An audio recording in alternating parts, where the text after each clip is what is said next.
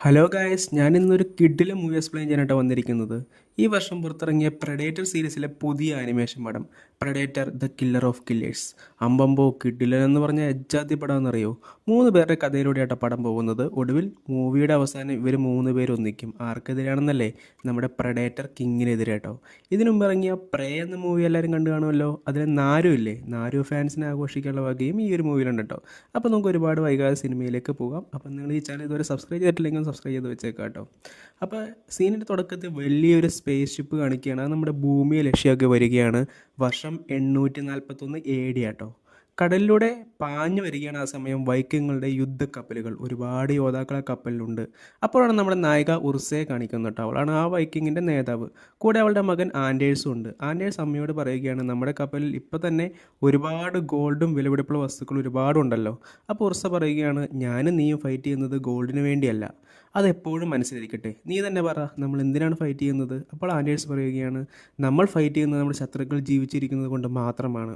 കൊള്ളാം മോനെ, നിൻ്റെ സ്പിയർ ഇന്ന് ആദ്യമായി രക്തത്തിൽ കുളിക്കട്ടെ. ഈ ഫൈറ്റിൽ ഞാൻ വീണു പോവുകയാണെങ്കിലും നീ എനിക്ക് വേണ്ടി റിവഞ്ച് ചെയ്യണം. അങ്ങനെ ഇവരുടെ കപ്പൽ ശത്രുക്കളുടെ തീരെടുത്തു കേട്ടോ. ചുറ്റും ഭയങ്കര ശാന്തമായ അന്തരീക്ഷമാണ്. അതേപോലെ കൂരാകൂരി ഇരുട്ടും. പെട്ടെന്ന് മഴ പോലെ തീ കൊളുത്തിയ അമ്പുകൾ ഇവരുടെ മേൽ പറന്നിറങ്ങുകയാണ്. ഉർസ വേഗം അവളുടെ ഷീൽഡ് ഉപയോഗിച്ച് അവളെയും അവളുടെ മകനെയും പൊതിയുക കേട്ടോ. ഇവിടെ ടൈറ്റിൽ എഴുതി കാണിക്കുകയാണ്, ഈ ഒരു കഥയുടെ പേര് ദി ഷീൽഡ് എന്നാട്ടോ. അടുത്ത സീനിൽ കാണിക്കുന്നത് ഉർസയും അവളുടെ യോദ്ധാക്കളും ജയിച്ചു നിൽക്കുന്നൊരു സീനാണ്. അവരെല്ലാവരെയും വകവരുത്തി. ഇവരുടെ കൂട്ടത്തിലും കുറച്ച് പേര് ഇനി അവശേഷിക്കുന്നുള്ളൂ. ഒരു ശത്രുവിനെ മാത്രം ഒരു ബന്ദിയാക്കി അവിടെ കെട്ടിയിട്ടുണ്ട് കേട്ടോ. ഉർസ അവനോട് ചോദിക്കുകയാണ്, ഞാൻ ഉർസ, ഡോട്ടർ ഓഫ് എയ്നർ. എനിക്ക് നിങ്ങളുടെ നേതാവ് സോറാനെ വേണം, അവൻ എവിടെയുണ്ട്? ഇത് കേട്ടതും ആ കെട്ടിയിട്ട പുള്ളിക്കാരൻ പുച്ഛിച്ച് ചിരിക്കുക കേട്ടോ. പക്ഷേ ഉർസ ചില്ലറക്കാരിയായിരുന്നില്ല. അവളവിടെ മരിച്ചു കിടക്കുന്ന ആളുകൾ ചൂണ്ടിക്കാണിച്ചിട്ട് പറയുകയാണ്, ദേ അവരൊക്കെയല്ലേ, അവരാണ് ശരിക്കും രക്ഷപ്പെട്ടവർ, അല്ലാതെ ജീവനോടെ പിടിച്ച നീയല്ല എന്ന് പറഞ്ഞിട്ട് അവൾ കയ്യിൽ നിന്ന് വലിയ കോടാലി പോലുള്ള ആയുധം വെച്ചിട്ടുണ്ടല്ലോ, അവൻ്റെ കാല് വെട്ടുക കേട്ടോ. ഒറ്റ വെട്ടി തന്നെ അവ സത്യമല്ല എന്ന് തുറന്ന് പറയുകയാണ്. സോറാൻ അങ്ങ് ദൂരെയുള്ള മലയ്ക്ക് മുകളിലുള്ള ഒരു കൊട്ടാരത്തിലുണ്ടെന്ന് അവൻ പറഞ്ഞു കൊടുക്കുകയാണ്. ഉർസ ആൻഡേഴ്സിനോട് ഇവനൊരു മേഴ്സിഫുൾ ആയിട്ടുള്ളൊരു ഡെത്ത് അങ്ങ് കൊടുത്തേക്കാൻ പറയുകയാണ്. ആൻഡേഴ്സ് അവൻ്റെ സ്പീറുമായി പോകുന്നുണ്ടെങ്കിലും അവനതിന് കഴിഞ്ഞില്ല കേട്ടോ. ഇത് കണ്ട ഉർസ അവളുടെ ആയുധം ഉപയോഗിച്ച് ആ കെട്ടിയിട്ടവൻ അങ്ങ് കൊല്ലുവാണ്. ഉർസ തൻ്റെ മകനിൽ വളരെ ഡിസപ്പോയിൻ്റ് ആയിട്ടാവുക കേട്ടോ. പക്ഷേ കൂടെയുള്ള യോദ്ധാക്കളെല്ലാം വന്നിട്ട് അവനെ ആശ്വസിപ്പിക്കുകയാണ്. അന്ന് രാത്രി അവരെല്ലാം ഒരു സ്ഥലത്തിരുന്ന് വിശ്രമിക്കുമായിരുന്നു. പക്ഷേ വലിയൊരാപത്ത് ഇവരുടെ കൂടെ ഉണ്ടായിരുന്നു. നമ്മൾ നേരത്തെ കണ്ട സ്പേസ് ഷിപ്പില്ലേ, അത് ഇവരുടെ മുകളിലൂടെ പോകുന്നുണ്ട് കേട്ടോ. അദൃശ്യമായിട്ടാട്ടോ അത് പോകുന്നത്, ആർക്കും കാണാനൊന്നും കഴിയുന്നില്ല. ഉർസ വിഷമിച്ചിരിക്കുന്ന ആൻഡേഴ്സിനെ അടുത്ത് നിന്നിട്ട് പറയുകയാണ്, ആൻഡേഴ്സ്, നിനക്കിപ്പോൾ എല്ലാം കേൾക്കാനുള്ള തിരിച്ചറിവുണ്ട്, അതുകൊണ്ട് ഞാൻ നിന്നോടൊരു കാര്യം പറയാം എന്ന് പറഞ്ഞിട്ട് ഉർസ തൻ്റെ പഴയ ഒരു കഥ പറയുക കേട്ടോ. പണ്ട് ഇവൾ കുട്ടിയായിരുന്നപ്പോൾ സോറാൻ എന്നൊരു ദുഷ്ടം വന്നിട്ട് ഇവരെല്ലാം ആക്രമിച്ച് കീഴ്പ്പെടുത്തി. നിലത്ത് വീണെടുക്കുന്ന ഇവളുടെ അച്ഛനുണ്ടല്ലോ, എയ്നർ, പുള്ളി തന്നെ കൊന്നോളൂ, എൻ്റെ മകളെ വിട്ടേക്കാൻ പറയുന്നു. പക്ഷേ സോറ മുന്നോട്ട് വെച്ച കണ്ടീഷൻ എന്തായിരുന്നു എന്നറിയോ? ഇവളെ ഞാൻ വിടാം, പക്ഷേ ഇവളുടെ അച്ഛനായി നിന്നെ കൊല്ലണം എന്ന് പറയുകയാണ്. അതാണ് കണ്ടീഷൻ കേട്ടോ. ഇത് കേട്ടതും കുഞ്ഞു ഉർസ ഭയക്കുകയാട്ടോ. പക്ഷേ അവളുടെ അച്ഛനാവട്ടെ, നീ എനിക്ക് വേണ്ടി ഇതിന് പകരം വീട്ടണമെന്ന് പറഞ്ഞിട്ട് അവളുടെ കത്തി എടുത്തിട്ട് അവളെ അതിൽ കൂട്ടുപിടിപ്പിച്ച് സ്വന്തം നെഞ്ചിലേക്ക് കുത്തിയിറക്കുക കേട്ടോ.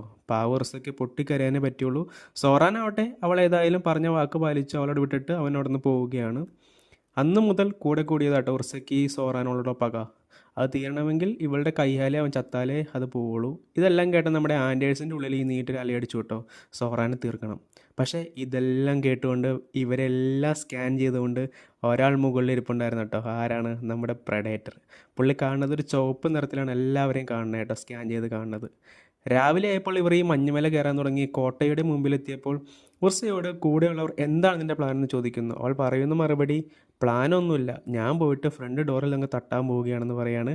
അങ്ങനെ അവൾ ചെന്ന് ആ വലിയ കോട്ടയുടെ വാതിൽ തട്ടുകയാണ്. വാതിൽ തുറന്ന് പുറത്തു വരുന്ന കാവൽക്കാരെ തലയുണ്ടല്ലോ, ഉർസ തൻ്റെ കയ്യിൽ നിന്ന് ഷീൽഡ് ഉപയോഗിച്ച് അങ്ങ് വെട്ടിക്കളയാട്ടോ. പിന്നീട് അവിടെ നടന്നത് ഉർസയുടെയും കൂട്ടുകാരുടെയും ഒരു കിഡിലെ യുദ്ധമായിരുന്നു. പോരാളി എന്ന് പറഞ്ഞാൽ അത്യുഗ്രം പോരാളിയായിട്ട് നമ്മുടെ ഉർസ. അവളെല്ലാവരും അവൾ ഷീൽഡ് ഉപയോഗിച്ച് നിലം പറ്റിക്കുന്നു. അവളുടെ കണ്ണുകൾ മുഴുവൻ പ്രതികാര ദാഹമായിരുന്നു കേട്ടോ. മുന്നിൽ വന്ന എല്ലാവരെയും തലകൾ ചിന്നി ചിതറി. ഒടുവിൽ കോട്ട കടന്ന് അവൾ ഉള്ളിലേക്ക് എത്തുകയാണ്. അവിടെ സിംഹാസനത്തിൽ നമ്മുടെ സോറാൻ ഇരിപ്പുണ്ട്. സോറാൻ അവൾ ആരാണെന്ന് പോലും ഓർമ്മയുണ്ടായിരുന്നില്ല കേട്ടോ.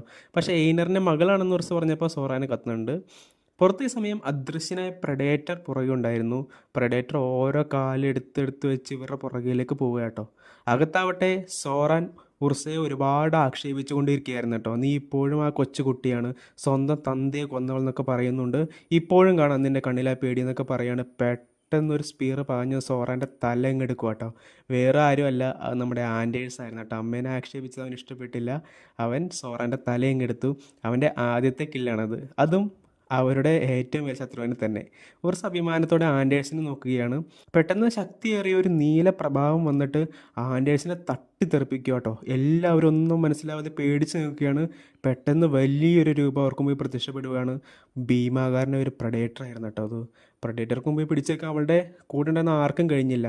ഓരോരുത്തരുടെയായിട്ട് തലകൾ പ്രഡേറ്റർ ചിതറിച്ചു കൊണ്ടിരുന്നു. ഉർസ ആൻഡേഴ്സിനെ ചെന്ന് നോക്കുന്നു. അവന് വലിയ കുഴപ്പമൊന്നും കാണുന്നില്ല. ഇതിനോടൊക്കെ ഉർസയുടെ കൂടെയുള്ള എല്ലാവരും വീണിരുന്നു കേട്ടോ. ഉർസയും ഒരു സമയം ഇടികൊണ്ട് വീണ് കിടക്കുകയാണ്. പെട്ടെന്ന് ഒരു സ്പിയർ വന്ന് പ്രഡേറ്ററിൻ്റെ മേത്തങ്ങ് തറച്ച് കയറുകയാണ്. പച്ച കളറുള്ള ചോര ചെറുതായിട്ട് പ്രഡേറ്ററിൻ്റെ മേത്ത് നിന്ന് തെറിച്ചു. വേറെ ആരുമല്ല, നമ്മുടെ ആൻഡേഴ്സ് എടുത്തെറിഞ്ഞ സ്പിയർ ആയിരുന്നു കേട്ടോ അത്. പെട്ടെന്ന് ഉർസ പ്രഡേറ്ററിൻ്റെ മേൽ ചാടി വീണവനെ ആക്രമിക്കുകയാണ്. ഈ പിടിവലികൾക്കിടയിൽ പ്രഡേറ്ററിൻ്റെ ദേഹം തട്ടി ഒരുപാട് കഴുക്കോലുകളൊക്കെ ചാടി പോകുന്നുണ്ട് കേട്ടോ. അതിലൊരു മരത്തിൻ്റെ അടിയിൽ നമ്മുടെ പാവം ആൻഡേഴ്സ് അകപ്പെടുകയാണ്. പുള്ളിക്കൊന്ന് അനങ്ങാൻ പോലും പറ്റണില്ല കേട്ടോ. പെട്ടെന്ന് പ്രഡേറ്റർ അവൻ്റെ കയ്യിലുള്ള ആ നീല പ്രഭാവം വരുന്ന ആ മെഷീനില്ലേ, അത് ഓണാക്കിയിട്ട് ഉർസയുടെ നേരെ അടിക്കുകയാണ്. ഉർസ പെട്ടെന്ന് ഷീൽഡ് വെച്ച് അതങ്ങ് തടഞ്ഞെങ്കിലും ഷീൽഡ് പകുതിക്ക് വെച്ച് ഒടിഞ്ഞിട്ട് അവൾ കോട്ടയ്ക്ക് പുറത്തേക്ക് ആ മലയ്ക്ക് താഴേക്ക് തെറിച്ചു വീഴാം കേട്ടോ. അതോടൊപ്പം ആ കൊട്ടാരവും നിലംപതിക്കുകയാണ്. ഉർസ താഴേക്ക് ചെന്ന് പതിക്കുന്നത് മഞ്ഞ് വീണ് തണുത്തുറഞ്ഞൊരു നദിയിലേക്കാട്ടോ. അവളുടെ വീഴ്ചയുടെ ആഘാതത്തിൽ ആ മഞ്ഞ് കട്ടയൊക്കെ പൊട്ടി ഇവൾ വെള്ളത്തിലേക്ക് മുങ്ങി പോവുകയാണ്. അവൾ ബോധരഹിതയാണ്. പെട്ടെന്ന് അച്ഛൻ്റെ ഓർമ്മ വന്നിട്ട് അവൾ ബോധം വീണ്ടെടുത്ത് മുകളിലേക്ക് നീന്തുകയാണ്. പക്ഷെ പുറത്തേക്ക് കടക്കാൻ കഴിയില്ല കേട്ടോ. ഇവൾ വീണത് വഴി ഇവൾക്ക് മനസ്സിലാവുന്നില്ല. പെട്ടെന്ന് ഇതിന് മുകളിലേക്ക് പ്രഡേറ്റർ വന്ന് ചാടി നിൽക്കുകയാണ്. പുള്ളി ആ മഞ്ഞുപാളുകൾക്കിടയിൽ കൂടി താഴത്തേക്ക് നോക്കുകയാണ്, നദിയിലേക്ക് നോക്കുകയാണ്. പക്ഷേ അതിന് ഉർസയെ കാണാൻ പറ്റണില്ല കേട്ടോ. അതിൻ്റെ കണ്ണുകൾ ഉപയോഗിച്ചിട്ട് ഇങ്ങനെ സ്കാൻ ചെയ്തൊക്കെ നോക്കുന്നുണ്ടെങ്കിൽ ഉർസ മാത്രം അതിനകത്ത് പതിയൊന്നുണ്ടായിരുന്നില്ല കേട്ടോ. ചിലപ്പോൾ വെള്ളത്തിനുള്ളിലാണല്ലോ, അതായതുകൊണ്ടായിരിക്കാം. പ്രഡേറ്റർ പയ്യെ അവിടെ നിന്ന് പോകുമ്പോൾ അവൾ നീന്തി അവൾ വീണ വഴിയിലൂടെ തന്നെ മുകളിലേക്ക് കയറുകയാണ്. അവിടെ ഒരുപാട് വഞ്ചിയൊക്കെ പാതി മുങ്ങി തണുത്തുറഞ്ഞ് കിടപ്പുണ്ടായിരുന്നു കേട്ടോ. ഉർസ് അതിൻ്റെ മറവൊക്കെ പറ്റിയിട്ട് പ്രഡേറ്ററിൽ നിന്ന് ഒളിച്ചിരിക്കുകയാണ്. പ്രഡേറ്റർ അവിടെ കണ്ണിൽ കണ്ടതൊക്കെ തൻ്റെ കയ്യിലുള്ള ആയുധം വെച്ച് തകർത്തെറിഞ്ഞുകൊണ്ടേയിരിക്കുകയായിരുന്നു കേട്ടോ. ഉർസ് ഈ ഗ്യാപ്പിൽ ഒരു ബോട്ടിൽ വലിഞ്ഞേറി ആ ബോട്ടുകളൊക്കെ നങ്കൂരോടുന്ന ആങ്കറില്ലേ, അത് ഉപയോഗിച്ച് പ്രഡേറ്ററിന് മേൽ ചാടി വീണൊന്ന് കൊടുക്കുകയാണ്. ആങ്കറിലൊരു ചങ്ങലയും ഉണ്ടായിരുന്നു കേട്ടോ. അത് നമ്മുടെ പ്രഡേറ്ററിൻ്റെ കയ്യിൽ ചുറ്റിപ്പിണഞ്ഞ് കിടക്കുന്നുണ്ടായിരുന്നു. ഉർസ് നോക്കുമ്പോൾ പ്രഡേറ്റർ വീണ വീഴ്ചയിൽ മഞ്ഞുപാളി നന്നായിട്ട് താഴെ പൊട്ടിയിട്ടുണ്ട് കേട്ടോ. അവളപ്പോൾ എഴുന്നേറ്റ് പ്രഡേറ്ററിന് നേരെ അലറി വിളിക്കുകയാണ്. പ്രഡേറ്റർ ഇവളെ കൊല്ലാനായി അടുത്തേക്ക് വരുമ്പോൾ ഉർസ് എന്താ ചെയ്യണമെന്നറിയോ? അവൾ കയ്യിൽ നിന്ന് ഷീൽഡ് ഉപയോഗിച്ച് മഞ്ഞുപാളിയിലേക്ക് ആഞ്ഞൊരു കുത്തു കൊടുക്കുന്നു കേട്ടോ. ദേ കിടക്കണു അവളും പ്രഡേറ്ററും കൂടി നേരെ വെള്ളത്തിലേക്ക്. പക്ഷേ നമ്മുടെ പ്രഡേറ്ററിൻ്റെ കയ്യിൽ മറ്റേ ആങ്കറിൻ്റെ ചങ്ങല കുടുങ്ങിയേക്കുമല്ലേ, അത് അവനെയും കൊണ്ട് താഴേക്ക് ചെന്ന് നങ്കൂരിടുക കേട്ടോ. നമ്മുടെ പ്രഡേറ്റർ വെള്ളത്തിൽ കുടുങ്ങി കിടക്കുവാണ്. ഈ സമയം ഉർസ വേഗം വെള്ളത്തിൽ നീന്തി കയറാൻ നോക്കുന്നു. പക്ഷേ പ്രഡേറ്റർ അവളുടെ കാലിൽ പെടുത്തുവിടുക കേട്ടോ. ഉർസ താഴേക്ക് ചെന്ന് പ്രഡേറ്ററിൻ്റെ അടിയിൽ നിന്ന് എല്ലാം ഒഴിഞ്ഞു മാറിയിട്ട് മറ്റേ ചങ്ങല ഉപയോഗിച്ച് പ്രഡേറ്ററിനെ വീണ്ടും വലിഞ്ഞു മുറുക്കുകയാണ്. ഇതിനിടയിൽ അവളൊരു കാര്യം കൂടി ചെയ്തു. പ്രഡേറ്ററിൻ്റെ കയ്യിൽ ആ മെഷീൻ അങ്ങോണാക്കി. പ്രഡേറ്റർ അത് അവളുടെ നേരെ അങ്ങ് പിടിക്കുകയാണ്. ഉർസ അതിൽ നിന്ന് വന്ന പ്രഭാവം തന്നെ ഷീൽഡ് കൊണ്ട് തടയുകയാണ്. അതിൻ്റെ ആ പ്രഭാവത്തിൽ ഉണ്ടല്ലോ രണ്ടുപേരും അങ്ങോട്ടും ഇങ്ങോട്ടും തെറിച്ചു പോകാട്ടോ. ഉർസ മുകളിലേക്ക് പൊങ്ങി കരയിലേക്കാണ് തെറിച്ച് വീഴുന്നത്. എന്നാൽ പ്രഡേറ്റർ ആവട്ടെ പുറകോട്ടാണ് തെറിച്ച് വീഴുന്നത്. ആ പോകുന്ന പോക്കിൽ പ്രഡേറ്റർ എന്നിട്ട് ആങ്കറിൽ തറച്ച് കയറിയിട്ട് ചത്തുപോകാട്ടോ. അങ്ങനെ ആ പ്രഡേറ്ററിനെ നമ്മുടെ ഉർസ കൊല്ലുകയാണ്. ശേഷം ഇവൾ ആ തകർന്നു വീണ കൊട്ടാരത്തിലേക്ക് വീണ്ടും പോവുകയാണ്. അവിടെ ചെല്ലുമ്പോൾ കാണുന്ന കാഴ്ച നമ്മുടെ മരണത്തോട് മല്ലിട്ട് കിടക്കുന്ന ആൻഡേഴ്സിനെ കേട്ടോ. പാവം അവൻ തൻ്റെ അമ്മയോട് ആ മോൺസ്റ്ററിനെ കൊന്നോ എന്ന് ചോദിക്കുകയാണ്. ഇത് ചോദിച്ചുകൊണ്ട് അവൻ അമ്മയുടെ കയ്യിൽ കിടന്ന് മരിക്കുക കേട്ടോ. ഉർസ അവനെ കയ്യിലെടുത്ത് പൊട്ടിക്കരയുകയാണ്. അടുത്ത സീനിൽ കാണിക്കുന്നത് ഉർസ ഒരു സ്പേസ് ഷിപ്പിൽ ആൻഡേഴ്സിൻ്റെ മരണം ഓർത്തിരിക്കുന്ന കേട്ടോ. കഴുത്തിലൊക്കെ ഒരു റെഡ് ലൈറ്റൊക്കെ ഇട്ടൊരു ബെൽറ്റൊക്കെ ഇട്ടിട്ടുണ്ട്. ഈ തടവുകാരൊക്കെ ഇടിക്കുന്നത് പോലെയല്ല, അതേപോലൊരു ബെൽറ്റ്. അടുത്ത് തന്നെ വേറൊരാൾ ഇതേപോലെ തന്നെ മുട്ടുകുത്തിയിരിപ്പുണ്ട് കേട്ടോ. ആരാണവൻ? അപ്പോൾ അവൻ്റെ സ്റ്റോറിയാണ് അടുത്തത്. ജപ്പാനിലെ രണ്ട് ആൺകുട്ടികളെയാണ് അടുത്ത സീനിൽ കാണിക്കുന്നത്. കെഞ്ചിയും കിയോഷിയും. രണ്ടുപേരും നല്ല സോഡ് ഫൈറ്റേഴ്സ് ആട്ടോ. രണ്ടുപേരും സഹോദരങ്ങൾ കൂടിയാണ്. പെട്ടെന്ന് അവരുടെ അച്ഛൻ അങ്ങോട്ടേക്ക് വരുന്നു. പുള്ളിയാണ് അവിടുത്തെ രാജാവ്. വർഷം 1609 രാജാവ് തൻ്റെ രണ്ട് മക്കളെ ഒരുമിച്ച് നിർത്തിയിരിക്കുകയാണ്. ശേഷം ഓരോ വാളെടുത്ത് അവിടെ ഒരു മരത്തിൽ വെട്ടിയിട്ട് അതിൻ്റെ മൂർച്ച കാണിച്ച ശേഷം രണ്ട് പേരുടെയും കയ്യിലേക്ക് കൊടുക്കുന്നു. തൻ്റെ കിരീടവും എടുത്ത് അവർ മുമ്പിൽ വയ്ക്കുന്നുണ്ട്. ഇതൊക്കെ വേറൊന്നിനുമല്ല കേട്ടോ, അടുത്ത കിരീടാവകാശിയെ തിരഞ്ഞെടുക്കാൻ സമയമായിരിക്കുന്നു, അതിന് വേണ്ടിയിട്ടാണ്. അപ്പോൾ എങ്ങനെയാണെന്നല്ലേ, ആരാണ് ആ സോഡ് ഫൈറ്റിൽ ജയിക്കുന്നത് അവർക്ക് അടുത്ത കിങ് ആവാം. എന്നാൽ കാഞ്ചി ആവട്ടെ തനിക്ക് കിട്ടിയ വാളെടുത്ത് ഉറയിൽ തന്നെ ഇടുകയാണ്. അവൻ അവൻ്റെ സഹോദരനുമായിട്ട് ഫൈറ്റ് ചെയ്യാൻ കഴിയുമായിരുന്നില്ല. കിയോഷി ആവട്ടെ വാളം പിടിച്ച് നിൽക്കുക മാത്രമാണ് ചെയ്യുന്നത്, അവനൊന്നും ചെയ്യുന്നില്ല. രാജാവ് വളരെ ദേഷ്യത്തിൽ ഇത് കണ്ടിട്ട് കിരീടം തിരിച്ചെടുത്ത് വെക്കാൻ പോകുമ്പോൾ കിയോഷി എന്താ ചെയ്യണമെന്നറിയോ, വേഗം അവൻ്റെ കയ്യിലുള്ള വാളുമായിട്ട് കാഞ്ചിക്ക് നേരെ പാഞ്ഞെടുക്കുകയാണ്. കാഞ്ചി തൻ്റെ വാൾ വീണ്ടും വലിച്ചൂരിയിട്ട് തടഞ്ഞെങ്കിലും അവൻ നിലത്ത് വീഴുന്നു. അവൻ്റെ കവളിൽ ഒരു വലിയ മുറിവുണ്ടായി, ചോരയൊക്കെ പൊടിയുന്നുണ്ട് കേട്ടോ. കാഞ്ചി അങ്ങനെ പരാജയപ്പെടുകയാണ്. കിയോഷി ആവട്ടെ ഇതിന് ശേഷം നേരെ ഒന്ന് പിതാവിൻ്റെ വലതുഭാഗത്ത് നിൽക്കുന്നു. കാഞ്ചി ആ വിഷമത്തിൽ കൊട്ടാരത്തിൽ നിന്ന് തന്നെ ഇറങ്ങി ഓടിപ്പോവുകയാണ്. അപ്പോൾ ഈ കഥയുടെ പേര് ദി സോഡ് എന്നാണ്. അങ്ങനെ 20 വർഷങ്ങൾ കടന്നുപോയി. നമ്മുടെ രാജാവ് അന്നാട്ടോ മരിക്കുന്നത്. കിയോഷി അച്ഛൻ്റെ ശരീരം തുണി ഉപയോഗിച്ച് മൂടുന്നു. കൊട്ടാരത്തിൽ മണികളൊക്കെ മുഴങ്ങുകയാണ് ഈ മരിച്ചതിൻ്റെ ഇതിനായിട്ട്. ഇത് പുറത്തുനിന്ന് കേൾക്കുകയാണ് നമ്മുടെ കാഞ്ചി കേട്ടോ. കൊട്ടാരത്തിൽ കയറി കിയോഷിയോട് പ്രതികാരം ചെയ്യാൻ ഇത് തന്നെ അവസരം എന്ന് മനസ്സിലാക്കുകയാണ്. അവൻ എല്ലാ ആയുധങ്ങളും എടുത്ത് തയ്യാറാവുന്നു. പക്ഷേ അന്ന് രാത്രി കൊട്ടാരത്തിൻ്റെ മുകളിൽ ക്ഷണിക്കപ്പെടാത്ത മറ്റൊരു അതിഥി കൂടി ഉണ്ടായിരുന്നു കേട്ടോ. വേറെ ആരുമല്ല, മറ്റൊരു പ്രഡേറ്റർ. അത് താഴെയുള്ള എല്ലാവരും സ്കാൻ ചെയ്ത് നോക്കുകയാണ്. എല്ലാവരും ചുവന്ന നിറത്തിലാട്ടോ പ്രഡേറ്റർ കാണുന്നത്. കൊട്ടാരത്തിന് പാറാവുകാരും കാവൽക്കാരും ഒക്കെ ആട്ടോ. പെട്ടെന്ന് നദിയിലൂടെ ഒരു മരത്തടി ഒഴുകി വരികയാണ്. അതുപോലെ നമ്മുടെ കാഞ്ചി ഒളിച്ചിരിപ്പുണ്ടായിരുന്നു. അവൻ കയ്യിലിരുന്ന ഒരു ആയുധം എടുത്ത് ഊതി അതിലൊരു കാവൽക്കാരൻ്റെ കഴുത്തിൽ തറച്ച് കയറുക കേട്ടോ. അവൻ ആ കാവൽക്കാരനെ വലിച്ചൊരു കാട്ടിലേക്ക് മാറ്റിയിടുന്നു. ഇതെല്ലാം പ്രഡേറ്റർ മുകളിലിരുന്ന് കാണുന്നുണ്ടായിരുന്നേ.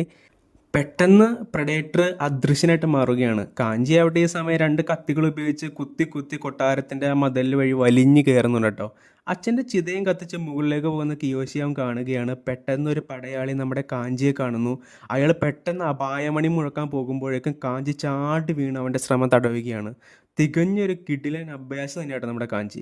മുന്നിൽ വന്ന കാവൽക്കാരെയൊക്കെ വലിയ ഒച്ചയൊന്നും ഉണ്ടാക്കാതെ തന്നെ അവൻ കീഴ്പ്പെടുത്താൻ തുടങ്ങി. പക്ഷെ അപ്പോഴേക്കും മറ്റൊരു വാച്ച് ടവറിലെ കാവൽക്കാരനിത് കണ്ട് അപായമണി വേഗം മുഴക്കുകയാട്ടോ. ഇത് കേൾക്കുന്ന കിയോഷിയും അംഗരക്ഷരും വാളൊക്കെ എടുത്തിട്ട് യുദ്ധത്തിന് തയ്യാറാക്കി നിൽക്കുവാണ്. പെട്ടെന്ന് അവർക്കിടയിലേക്ക് ഒരു ബോൾ പോലെ എന്തോ സാധനം ഉരുണ്ട് വന്നിട്ട് ചുവന്ന നിറത്തിൽ അങ്ങ് പൊട്ടുകയാണ്. ഈ മറ പിടിച്ച് നമ്മുടെ കാഞ്ചി പാഞ്ഞു വന്ന് എല്ലാവരെയും കൊല്ലുവാട്ടോ. ഒടുവിൽ കാഞ്ചിയും കിയോഷിയും മാത്രമാവുകയാണ്. വേറെ ഒരാളും കൂടി ഉണ്ടേ. ആരാണ്? നമ്മുടെ അദൃശ്യനായി നിൽക്കുന്ന പ്രഡേറ്ററും കൂടി ഉണ്ട് കേട്ടോ ആ മുറിയിൽ. കാഞ്ചി അവൻ്റെ മുഖം മൂടി അവൻ്റെ മുഖം കാണിക്കുന്നു. കിയോഷിക്ക് അവൻ്റെ സഹോദരൻ തിരിച്ചറിയാൻ വലിയ സമയമൊന്നും വേണ്ടി വന്നില്ല. പിന്നീട് അവിടെ നടന്നത് ഒരു കിഡിലെ സോഡ് ഫൈറ്റ് തന്നെയായിരുന്നു കേട്ടോ. കിയോഷി രാജാവിൻ്റെ പടച്ചട്ടയും കിരീടമൊക്കെ എടുത്തു വെക്കുന്നുണ്ട് ഇതിനിടയിൽ. ഒടുവിൽ കാഞ്ചിയുടെ കിഡിലൻ സ്കില്ലിന് മുമ്പിൽ കിയോഷി തോക്കുന്നു. കാഞ്ചി കിയോഷിയുടെ മുഖത്ത് ഒരു മുറിവുണ്ടാക്കുന്നുണ്ട്. പണ്ട് ഇവൻ്റെ മുഖത്തുണ്ടായ പോലെ തന്നെ ഒരു മുറിവുണ്ടാക്കുന്നുണ്ട്. കാഞ്ചി തൻ്റെ വാളെടുത്തിട്ട് ശേഷം മുറയിലേക്ക് ഇടുക കേട്ടോ. അവന് കിയോഷിയെ കൊല്ലണമെന്നുണ്ടായിരുന്നില്ല, ജസ്റ്റ് റിവെഞ്ച് എടുക്കണമെന്ന് മാത്രമേ ഉണ്ടായിരുന്നുള്ളൂ. പക്ഷേ പെട്ടെന്ന് കിയോഷി ചാഞ്ഞ് കിടന്ന ആ മരത്തിൻ്റെ പടി തകർന്ന് അവൻ താഴത്തേക്ക് പോവുക കേട്ടോ.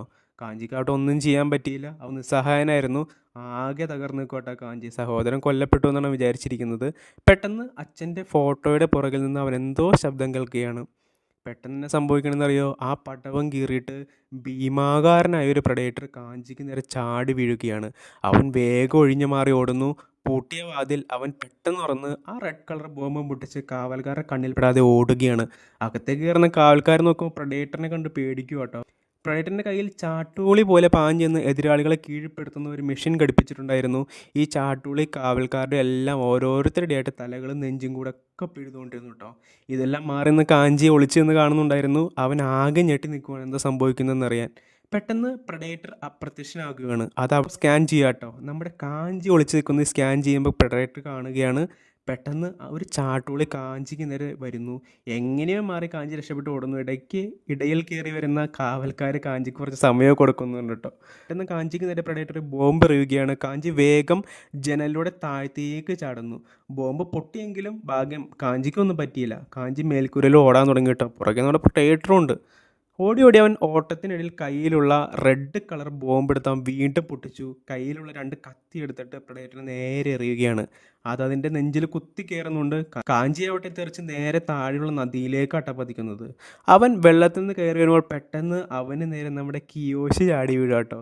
അതെ, കിയോഷി മരിച്ചിട്ടുണ്ടായില്ല. അവന് ചിലപ്പോൾ ആ നദിയിലേക്കായിരിക്കാം പതിച്ചത്. 2 പേരും വാളെടുത്ത് വീശിയെങ്കിലും കാഞ്ചി അവനോട് ചുണ്ടത്ത് വിരൽ വെച്ചിട്ട് ശബ്ദം ഉണ്ടാക്കല്ലേ എന്ന് പറയുകയാണ്. പെട്ടെന്ന് പ്രഡേറ്റർ കാഞ്ചിക്ക് പിന്നിലായിട്ട് പ്രത്യക്ഷപ്പെട്ട് അവന് മേൽ ചാടി വീഴുക കേട്ടോ. കിയോഷി പെട്ടെന്ന് കാഞ്ചിയെ തട്ടി മാറ്റി ചാടി വീഴുന്ന പ്രഡേറ്ററിന് മുമ്പിൽ വന്ന് നിൽക്കുകയാണ്. പ്രഡേറ്ററിൻ്റെ കയ്യിലെ മൂർച്ചേറിയ ബ്ലേഡുകൾ കിയോഷിയുടെ വയറിൽ തുളഞ്ഞു കയറി കേട്ടോ. പാവം കിയോഷി. കാഞ്ചി അവനെ ആ ബ്ലേഡുകളിൽ നിന്ന് വലിച്ചൂരെടുക്കുന്നു. കലിവുകൊണ്ട് കാഞ്ചി സർവ്വശക്തി എടുത്തിട്ട് പ്രഡേറ്ററിനെ നേരിടുക കേട്ടോ. പ്രഡേറ്ററിൻ്റെ കയ്യിൽ നിന്നൊരു ബോംബൊക്കെ താഴെ വീണ് പോകുന്നുണ്ട്. പക്ഷേ മറ്റേ ചാട്ടുകളി ഉപയോഗിച്ച് പ്രഡേറ്റർ ഒരു നിമിഷം നമ്മുടെ കാഞ്ചിയെ പിടിയിലാക്കുന്നു. കിയോഷിക്ക് നേരെ പ്രഡേറ്റർ ബോംബിടുകയാണ്. പക്ഷേ കാഞ്ചി ഒരു കത്തി എടുത്തിട്ട് പ്രഡേറ്ററിൻ്റെ കയ്യിലും കുത്തിയിട്ട് അവൻ്റെ ലക്ഷ്യസ്ഥാനം മാറ്റി കളയുന്നു. അപ്പോൾ ഈ ബോംബ് പാഞ്ഞ് നിന്നിട്ട് പുറകെ ചെന്നാണ് പൊട്ടുന്നത്. ഈ ഗ്യാപ്പിൽ കിയോഷി വാളെടുത്തിട്ട് പ്രഡേറ്ററിൻ്റെ പിന്നിൽ നിന്ന് കുത്തിയിറക്കുക കേട്ടോ. നന്നായി വേദന എടുക്കുന്ന പ്രഡേറ്റർ കിയോഷി എടുത്ത് എറിയുകയാണ്. ഈ സമയം പുറകിൽ നിന്ന് ഓടിയെടുക്കുന്ന കാഞ്ചിക്ക് നേരെ പ്രഡേറ്റർ ചാട്ടുളി അയക്കുന്നു. അത് കാഞ്ചിയുടെ മേത്ത് പിടിമുറുക്കിയെങ്കിലും കാഞ്ചി ആ പിടി വിടിയിച്ചിട്ട് എന്താ ചെയ്യണമെന്ന് അറിയോ? പ്രഡേറ്ററിൻ്റെ കയ്യിൽ നിന്ന് നേരത്തെ വീണായ ബോംബുണ്ടല്ലോ, അതെടുത്തിട്ട് ആ ചാട്ടുളിക്കുള്ളിൽ വെച്ച് കൊടുക്കുകയാണ്. ആ ചാട്ടുളി തിരികെ പ്രഡേറ്ററിൻ്റെ കയ്യിലേക്ക് തന്നെയാണല്ലോ പോകുന്നത്. അത് അവിടെ ഇരുന്നിട്ട് പൊട്ടിത്തെറിക്കുക കേട്ടോ. നമ്മുടെ പ്രഡേറ്റർ തെറിച്ച് പോയിട്ട് ഒരു മരത്തിൽ ആഞ്ഞടിച്ച് വീണ് അപ്രത്യക്ഷനായി പോവുകയാണ്. പച്ച ചോരയൊക്കെ തെറിച്ചിട്ടുണ്ട്. അങ്ങനെ പ്രഡേറ്റർ നിലം പറ്റിയെന്ന് തോന്നുന്നു. പക്ഷേ വീണ്ടും എണീക്കുന്ന കിയോഷിയും കാഞ്ചിയും വീണ്ടും വാളുമായിട്ട് മുഖാമുഖം നിൽക്കുക കേട്ടോ. ദൈവമേ, ഒരു വീണ്ടും ഫൈറ്റ് ചെയ്യാൻ പോകണം നമ്മൾ വിചാരിക്കും. പെട്ടെന്ന് അടർന്ന് വീഴുന്ന ഒരു ഇല ഉണ്ടല്ലോ, പ്രഡേറ്ററിൻ്റെ മേൽ പതിച്ചിട്ട് വായുവിൽ ഇങ്ങനെ തട്ടി നിൽക്കുവാണ്. ഈ സമയം നമ്മുടെ കിയോഷിയും കാഞ്ചിയും അപ്പുറത്തുനിന്നും ഇപ്പുറത്തുനിന്നും പാഞ്ഞു വന്നിട്ട് അപ്രത്യക്ഷനായി അവശനായി നടക്കുന്ന പ്രഡേറ്റർ ഉണ്ടല്ലോ, അതിൻ്റെ തലയങ്ങ് വെട്ടിക്കളയാണ്. രണ്ട് പേരുടെയും വാൾ പച്ച നിറത്തിലുള്ള ചോര കുളിക്കുക കേട്ടോ. പെട്ടെന്ന് നമ്മുടെ പ്രഡേറ്ററിൻ്റെ ശരീരം പ്രത്യക്ഷപ്പെട്ട് രണ്ടായിട്ടങ്ങ് മുറിഞ്ഞു വീഴുകയാണ്. അങ്ങനെ നമ്മുടെ രണ്ടാമത്തെ പ്രഡേറ്ററും മറ്റൊരു കാലത്ത് ചത്തുകൊണ്ടിരിക്കുകയാണ്. കയ്യടികൾ കാഞ്ചിക്കും കിയോഷിക്കും ഉള്ളതാണ്. കിയോഷി ഈ സമയം വളരെ അവശനായി കഴിഞ്ഞിരുന്നു കേട്ടോ. മറ്റേ ബ്ലേഡ് കൊണ്ട് ഇവന് ഒരുപാട് പരിക്കേറ്റല്ലോ. കാഞ്ചി അവനെ താങ്ങി പിടിക്കുന്നു. പക്ഷേ ഏറെ നേരം ആയുസ് നമ്മുടെ കിയോഷിക്ക് ഉണ്ടായില്ല. അവൻ തൻ്റെ സഹോദരൻ്റെ അടുത്തിരുന്ന് മരിച്ചു വീഴുക കേട്ടോ. അപ്പോൾ ഇതെല്ലാം കാഞ്ചി നേരത്തെ കാണിച്ച സ്പേസ് ഷിപ്പിലിരുന്ന് ഓർക്കുന്നതാണ്. പുറകിലായി നമ്മുടെ ഉർസയും ഉണ്ട്. ആ സമയം വേറൊരാളെ കൂടി ഇവരുടെ കൂടെ കാണിക്കുവാണ്, നമ്മുടെ മൂന്നാമൻ. അപ്പോൾ അവൻ്റെ കഥയാണ് അടുത്തത്. ആളുടെ പേര് ടോറസ്. ആളൊരു കാർ മെക്കാനിക് ആട്ടോ. ഒരു പൈലറ്റ് ആവാനായിരുന്നു ടോറസിൻ്റെ ആഗ്രഹം. അവൻ്റെ അച്ഛൻ അവിടെ ഒരു കിടിലൻ മെക്കാനിക് ആയിരുന്നു കേട്ടോ. വണ്ടിയിൽ കയറി നിന്ന് സ്റ്റാർട്ടാക്കി നോക്കിയ സൗണ്ട് കൊണ്ട് പോലും പുള്ളിക്ക് വണ്ടിയുടെ പ്രശ്നങ്ങൾ കണ്ടുപിടിക്കാൻ ഈ അച്ഛനെ അറിയാമായിരുന്നു. മകൻ്റെ ആഗ്രഹം അറിയാവുന്ന അച്ഛൻ അവൻ്റെ കടലാസ് കൊടുക്കുകയാണ്. വേറെ ഒന്നുമല്ല, നമ്മുടെ പട്ടാളത്തിലേക്കുള്ള എയർഫോഴ്സിലേക്കുള്ള അഡ്മിഷൻ ആയിരുന്നു കേട്ടോ അത്. അപ്പോൾ ഈ കഥയുടെ പേര് ദി ബുള്ളറ്റ് എന്നാണ്. അടുത്ത സീനിൽ കാണിക്കുന്നത് 1942 കാലഘട്ടമാണ്. സ്ഥലം നോർത്ത് അറ്റ്ലാന്റിക്കാണ്. വേൾഡ് വാർ 2 നടക്കുന്ന സമയം കേട്ടോ. അങ്ങനെ നമ്മുടെ ടോറസ് ഇന്നൊരു പൈലറ്റാണ്. അവനും അവൻ്റെ ഹെൽപ്പറും കൂടി ഒരു യുദ്ധവിമാനം നോക്കിക്കൊണ്ടിരിക്കുകയാണ്. ബുള്ളറ്റ് എന്നാട്ടോ വിമാനത്തിൻ്റെ പേര്. പൈലറ്റൊക്കെ ആണെങ്കിലും ടോറസിന് കൂടുതലും മെക്കാനിക് പണിയാണ് ഏൽപ്പിച്ചുകൊണ്ടിരുന്നത്. അപ്പോൾ അവിടേക്ക് അവരുടെ ചീഫ് കടന്നു വരികയാണ്. ടോറസ് ബോസിനോട്, ദിവനെ ഞാൻ വീണ്ടും പറത്തി കാണിച്ചാൽ എന്നെ വീണ്ടും യുദ്ധത്തിലേക്ക് പറഞ്ഞു വിടാമോ എന്ന് ചോദിക്കുന്നു. ശരി, നീ കാണിക്കുന്ന ചീഫും. അവൻ പ്ലെയിനിൽ കയറിയിരുന്ന് അതങ്ങ് സ്റ്റാർട്ടാക്കി. പക്ഷേ സ്റ്റാർട്ടാക്കിയ വേഗത്തിൽ അത് വീണ്ടും കേടാവുക കേട്ടോ. പെട്ടെന്നൊരൊച്ച കേട്ട് ചീഫും ടോറസും മുകളിലേക്ക് ചെന്ന് നോക്കുകയാണ്. വേറെ ഒന്നുമല്ല, അവർ യുദ്ധവിമാനം തകർന്ന് വീണിരിക്കുകയാണ്. ചോരയെ കുളിച്ച് ഒരു പൈലറ്റ് താഴെ കിടപ്പുണ്ടാവും. പേടിച്ച് എന്തൊക്കെയോ പിച്ചും പേയും പറയുക കേട്ടോ. ആകാശത്ത് നിന്ന് ചാട്ടോളി പോലെ എന്തോ പാഞ്ഞു വന്ന് എൻ്റെ പ്ലെയിനിൻ്റെ എഞ്ചിൻ തകർത്തു. അങ്ങനെയാട്ടോ താഴെ നടക്കുന്ന നമ്മുടെ പൈലറ്റ് പറയുന്നത്. ടോറസ് തകർന്ന് വീണ ആ പ്ലെയിൻ അങ്ങ് പരിശോധിക്കുകയാണ്. ശരിയാണ്, എന്തോ ഒരു വലിയ സമയം പ്ലെയിനിൽ തറഞ്ഞു കയറിയിരിപ്പുണ്ട് കേട്ടോ. ചീഫും കൂട്ടരും വീണ്ടും യുദ്ധവിമാനത്തിൽ ആകാശത്തേക്ക് പറന്ന് പോകുന്നതിന് മുമ്പ് ആ ബുള്ളറ്റ് വിമാനം വേഗം റെഡിയാക്കി വെക്കാൻ ചീഫ് ടോറസിനോട് പറയുന്നുണ്ട്. ടോറസ് തകർന്ന പ്ലെയിൻ താഴെ കൊണ്ടുവന്ന് ഒന്നുകൂടി ഒന്ന് പരിശോധിക്കുന്നു കേട്ടോ. മറ്റൊരു മെക്കാനിക്ക് ഇവൻ്റെ കൂടെയുണ്ട്. അവൻ ആ തറച്ച് കയറിയ സാധനം എടുത്ത് നോക്കുവാണ്. അതിൽ വെൽഡിങ് മെഷീൻ ഉപയോഗിച്ച് ജസ്റ്റ് ഒന്ന് ചൂടാക്കാൻ നോക്കുമ്പോൾ പെട്ടെന്നൊരു ചാട്ടൂളി പാഞ്ഞിട്ട് മറ്റേ മെക്കാനിക്കില്ലേ, അവൻ്റെ പ്ലെയിൻ അവിടെ നന്നാക്കി സ്റ്റാർട്ടാക്കിക്കൊണ്ടിരിക്കുകയായിരുന്നു. അതിലേക്ക് തറഞ്ഞു കയറുക കേട്ടോ. ഭാഗ്യം അവനൊന്നും പറ്റിയില്ല. പക്ഷേ ചാട്ടൂളിയുടെ മറ്റേ ഭാഗം ഉണ്ടല്ലോ, അത് പറന്ന് ആകാശത്തേക്ക് പോവുക കേട്ടോ. കൂടെ തറച്ച് കയറിയ പ്ലെയിനിൻ്റെ മുൻഭാഗം കൊണ്ടാണ് ഇത് പോകുന്നത്. ഇത് കണ്ട് ഞെട്ടി നിൽക്കുക നമ്മൾ ടോറസും മറ്റു മെക്കാനിക്കും. എനിമി ഇവർ ഉദ്ദേശിക്കുന്ന മറ്റ് ശത്രുരാജ്യം മാത്രമല്ല, മറ്റെന്തോ ആകാശത്തുണ്ടെന്ന് ടോറസിന് മനസ്സിലാവുകയാണ്.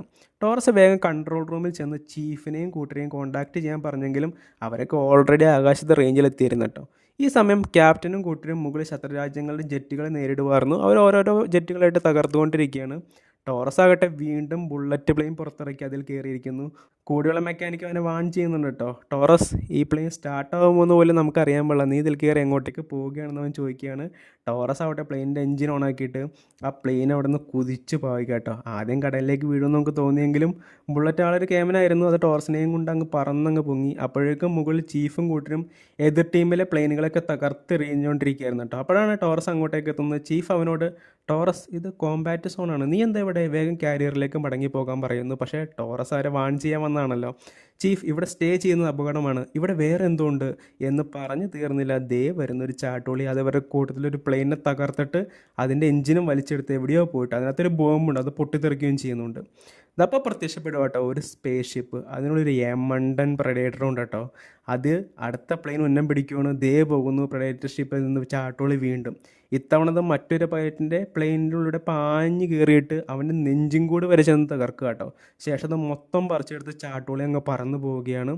ഈ സമയത്ത് ടോറസിൻ്റെ പ്ലെയിനിലെ ലിവറും കൊടിഞ്ഞു പോവുകയാണ്.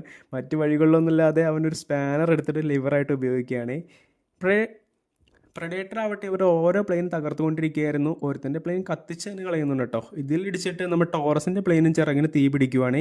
അവൻ മറ്റൊരു സ്പാനർ എടുത്ത് ലിവർ സ്റ്റക്ക് ചെയ്ത് വെച്ച് പ്ലെയിനിൽ നിന്ന് പുറത്തിറങ്ങിയാണ്. ഒരു ചുറ്റിക എടുത്തിട്ടുണ്ട്. പ്ലെയിനാണെങ്കിൽ ആടി വലഞ്ഞൊക്കെയാണ് പോകുന്നത്. അവൻ എങ്ങനെയൊക്കെയോ തൂങ്ങിപ്പിടിച്ച് ചുറ്റിക വെച്ച് അടിച്ചിട്ട് ആ ചിറകിലെ ഭാഗം, ആ എഞ്ചിൻ താഴേക്കിടാൻ നോക്കിയാണ്, തീ പിടിച്ച ഭാഗം. പക്ഷേ പ്രഡേറ്റർ ഇവൻ്റെ വിമാനലക്ഷ്യക്ക് പുറകെ വരുന്നുണ്ടായിരുന്നു കേട്ടോ. പെട്ടെന്ന് മറ്റൊരു പൈലറ്റ് പ്ലെയിനുമായിട്ട് വന്നിട്ട് പ്രഡേറ്ററിൻ്റെ ഷിപ്പിനെ വെടിവെച്ചിട്ട് ടോറസിനെ രക്ഷിക്കുവാണ്.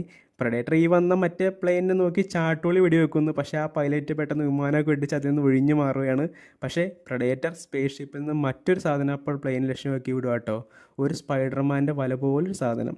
അത് ആ പ്ലെയിനിനെ ചുറ്റി വരഞ്ഞിട്ട് ഒരു 10-20 കഷ്ണമാക്കി പൊടിച്ച് കളയാട്ടോ. നമ്മൾ ഈ വലതിന് മുമ്പ് കണ്ടിട്ടുണ്ട്, ആ എലിയൻ വാസ് പ്രഡേറ്റർ എന്ന് പറഞ്ഞ സിനിമയിൽ എലിയനെ കൊല്ലാൻ വേണ്ടി ഈ വല ഉപയോഗിക്കുന്നുണ്ട്.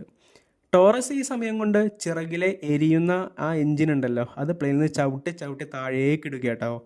ഈ സമയം വീണ്ടും പ്രഡേറ്റർ പുറകെ ഉണ്ടായിരുന്നു. ഇത്തവണ പ്രഡേറ്റർ ഉന്നം ചെയ്ത് ചാട്ടോളി വെടിവെക്കുന്ന ടോറസ് ചവിട്ടി നിലത്തേക്കിട്ട ആ എഞ്ചിനിലേക്കാട്ടോ. അപ്പോൾ പ്ലെയിനിലെ ഹീറ്റ് കണ്ടിട്ടാണ് പ്രഡേറ്റർ ആക്രമിക്കേണ്ട വസ്തു തിരിച്ചറിയുന്നത് നമ്മുടെ ടോറസിന് മനസ്സിലാവുകയാണ്. പ്രഡേറ്റർമാർ നേരത്തെ സ്കാൻ ചെയ്യുന്ന നമ്മൾ കണ്ടതാണല്ലോ, അവരെ കണ്ണിലെല്ലാം പതിയില്ല. അപ്പോൾ ഈ പ്ലെയിനിലെ ഈ ഹീറ്റ് കണ്ട് അത് നോക്കിയാണ് പ്രഡേറ്റർ കൂടുതൽ ആക്രമിച്ചുകൊണ്ടിരുന്നത്. നിലവിൽ ആകാശത്ത് ടോറസും ചീഫും മാത്രമേ ഇപ്പോൾ നിലവിൽ അവശേഷിക്കുന്നുള്ളൂ. ടോറസ് ക്യാപ്റ്റനോട് ഇത് ഹീറ്റ് കണ്ടിട്ടാണ് ആക്രമിക്കുന്നത് തോന്നുന്നു, നമുക്ക് എൻജിൻ കൂളാക്കണം, അതിനായി നമുക്ക് മുകളിലേക്ക് ഒരുപാട് കുതിച്ച് എൻജിൻ അങ്ങ് ഓഫ് ചെയ്യാമെന്ന് പറയുന്നു. അങ്ങനെ ചീഫും ടോറസും മുകളിലേക്ക് പായുക കേട്ടോ. പിന്നെ അല്ല നമ്മുടെ പ്രഡേറ്ററിൻ്റെ സ്പേസ് ഷിപ്പുണ്ട്. അത്യാവശ്യം മുകളിലെത്തി നമ്മുടെ എൻജിൻ ഓഫ് ചെയ്യാമെന്ന് പറയുമ്പോൾ ചീഫ് പറയുകയാണ്, ടോറസ് ഞാൻ നിനക്ക് കുറച്ച് സമയം വാങ്ങിത്തരാം, നീ എനിക്ക് വേണ്ടി തന്നെ കൊല്ലണമെന്ന് പറയുന്നു.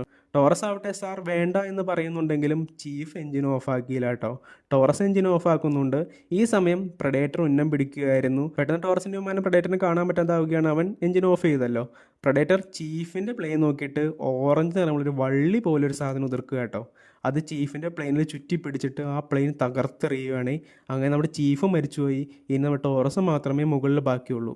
പ്രഡേറ്റർ വേഗം പുള്ളിയുടെ സ്പേസ് ഷിപ്പ് താഴേക്ക് കുതിപ്പിക്കുക കേട്ടോ.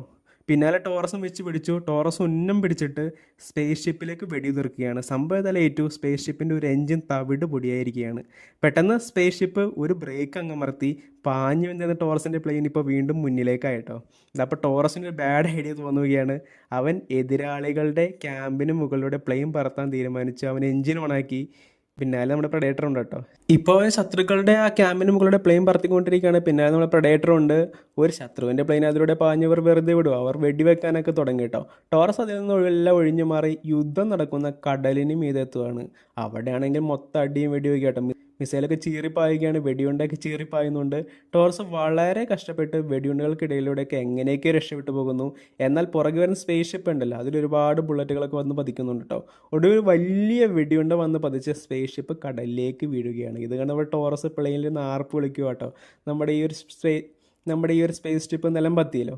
പക്ഷേ സ്പേസ് ഷിപ്പ് നമ്മൾ ഉദ്ദേശിക്കുന്ന സാധനമേ അല്ലായിരുന്നു. അത് കടലിൻ്റെ ഉള്ളിൽ കൂടി കുതിക്കുകയായിരുന്നു. അത് പതിയെ കടലിൽ നിന്ന് പൊങ്ങി വന്നിട്ട് ടോറസിന് പിന്നാലെ വീണ്ടും കൂടുക കേട്ടോ. രണ്ട് പ്ലെയിനും കുതിച്ച് പായുകയാണ്. മറ്റു വഴികളൊന്നും ഇല്ലായിരുന്നു. ടോറസ് എന്താ ചെയ്യണമെന്ന് അറിയാം, വേഗം ഗ്ലാസ് പൊക്കി പുറത്തേക്ക് ഇറങ്ങുകയാണ്. ഇതപ്പോൾ പ്രഡേറ്റർ ചാട്ടോളി വീണ്ടും വിടുകയാണ്. അത് നമ്മുടെ ബുള്ളറ്റ് പ്ലെയിനിൽ തറഞ്ഞ് കയറി കൊളുത്തിരിക്കുക കേട്ടോ. അപ്പോൾ നമ്മുടെ ടോറസ് എന്താണ് ചെയ്യുന്നത് വെച്ചാൽ മറ്റൊരു ലിവർ വലിച്ചിട്ട് ആ പാരച്യൂട്ട് അങ്ങ് ഓണാക്കുകയാണ്. പാരച്യൂട്ട് ഓണാക്കുമ്പോൾ നമുക്ക് കണ്ടിട്ടില്ലേ, എതിർദിശയിലേക്ക് വീണ്ടും ഒന്ന് കുതിക്കും. ടോറസും പ്ലെയിനും ഓപ്പോസിറ്റ് ദിശയിലേക്ക് കുതിക്കുകയാണ്. അപ്പോൾ ഈ ചാട്ടുള്ള മറുവശത്തൊരു ബോംബുണ്ട്. ഈ ബോംബ് ഈ ബുള്ളറ്റ് പ്ലെയിനുള്ളിലൂടെ തുളഞ്ഞു കയറിയിട്ട് അതും തകർത്ത് സ്പേസ് ഷിപ്പിൽ ചെന്നിടിച്ച് ആ സ്പേസ് ഷിപ്പ് പൊട്ടിത്തെറിക്കുക കേട്ടോ. അങ്ങനെ സ്പേസ് ഷിപ്പും പ്രഡേറ്ററും തവിട് പൊടിയായിരിക്കുകയാണ്. ഈ സമയം കടലിലേക്ക് എടുത്തിയാടിയിട്ട് ടോറസ് രക്ഷപ്പെട്ടിരുന്നു. അവൻ കയ്യിലുള്ള ഫ്ലെയർ ഗൺ ഉപയോഗിച്ച് ആകാശത്തേക്ക് വെടിവെക്കുകയാണ്. ആരെങ്കിലും അവനെ ഒന്ന് രക്ഷിക്കാൻ വേണ്ടിയിട്ടാണ്. അടുത്ത സീനിൽ കാണിക്കുന്നത് അച്ഛൻ്റെ മോട്ടോർ ഗ്യാരേജിൽ ടോർസിലെ മെക്കാനിക് വർക്ക് ചെയ്തുകൊണ്ടിരിക്കുന്ന കേട്ടോ. അപ്പോൾ അവൻ പുറത്ത് എന്തോ വലിയ സൗണ്ട് കേൾക്കുന്നുണ്ട്. അവൻ പുറത്ത് പോയി നോക്കുമ്പോൾ അവൻ കാണുന്ന കാഴ്ച എന്നറിയോ, അവൻ്റെ തലയ്ക്ക് മുകളിൽ വലിയൊരു സ്പേസ് ഷിപ്പ് പ്രത്യക്ഷപ്പെടുവാണ്. അവനെ റാഞ്ചിക്കൊണ്ട് ആ സ്പേസ് ഷിപ്പ് അവിടെ നിന്ന് പോവുക കേട്ടോ.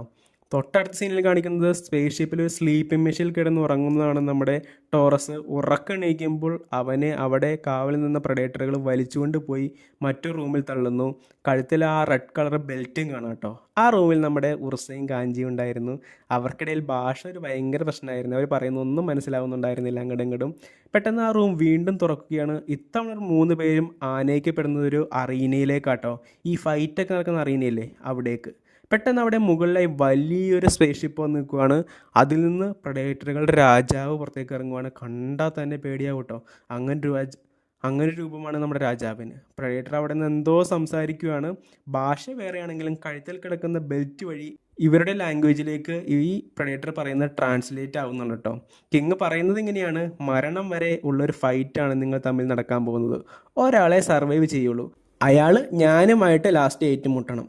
ആ സമയം ഒരു പ്രിസണറായിട്ടുള്ള ഒരു പ്രഡേറ്ററിനെ അങ്ങോട്ടേക്ക് അവർ കൊണ്ടുവരുന്നുണ്ട്.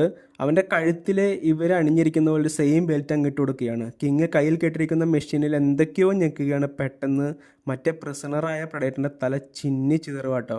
അപ്പോൾ കഴുത്തിൽ കെട്ടിരിക്കുന്ന ട്രാൻസ്ലേറ്റ് ചെയ്യാൻ മാത്രമുള്ളൊരു മെഷീൻ അല്ല, ഒരു ബോംബും കൂടിയാണെന്ന് ഉർസയ്ക്കും കാഞ്ചിയും ടോറസിനും മനസ്സിലാവുകയാണ്. പെട്ടെന്ന് പോരാട്ടത്തിൻ്റെ മണിനാദം മുഴങ്ങുന്നു.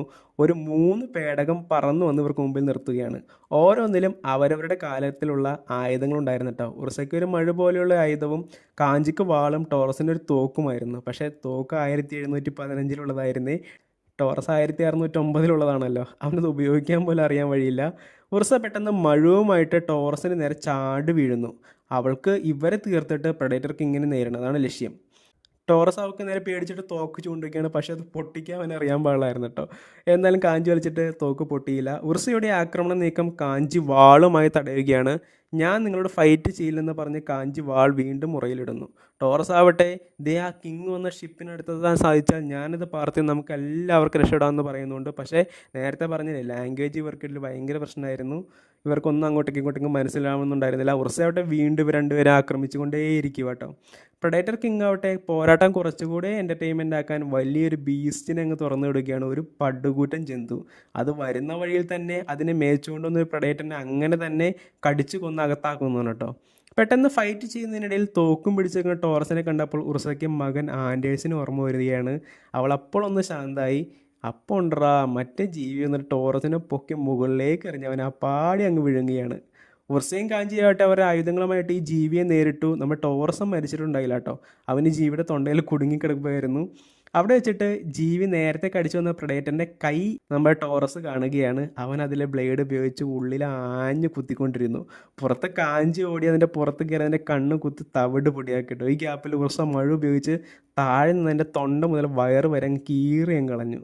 അങ്ങനെ ആ ജീവി നിലം പൊത്തുവാണ്. അപ്പോൾ ഒരു സ്പേസ് ഷിപ്പ് വന്നിട്ട് ആ ജീവിയെ അവിടെ നിന്ന് തുടച്ച് നീക്കി മറ്റൊരു സ്ഥലത്തേക്ക് തള്ളിയിടുന്നു. അതിനിടയിൽ നമ്മുടെ ടോറസ് ഉണ്ട് കേട്ടോ. ഹുസൈൻ കാഞ്ചി ഇതിന് ശേഷം വീണ്ടും ഫൈറ്റ് ചെയ്യുവാണ്. പക്ഷേ കാഞ്ചിക്ക് ഒട്ടും താല്പര്യം ഉണ്ടായിരുന്നില്ല പരസ്പരം ഫൈറ്റ് ചെയ്യാനായിട്ട്.